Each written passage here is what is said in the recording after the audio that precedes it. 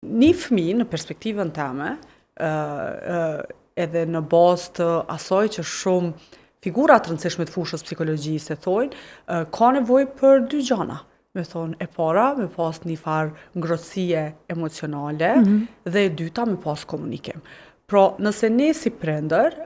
dëshirojmë që me fuqizu ma shumë këtë konceptin e vetbesimit, vetvlerësimit, vetzhvillimit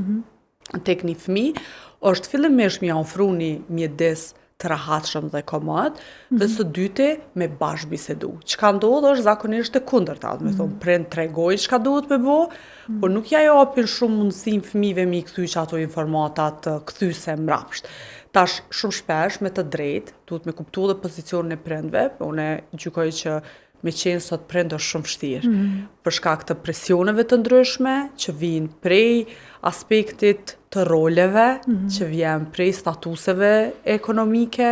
prej dëshirave, prej ambicjeve, prej vështërsive të ndryshme, me thonë prindrit janë prindër të fëmijëve të tyre, për të njëjtën kohë edhe fëmijë të prindërve të tyre, dhe mandej kjo përkujdesja ndoshta që në momentin caktuar ofron, i bën ata ndoshta me qenë pak ma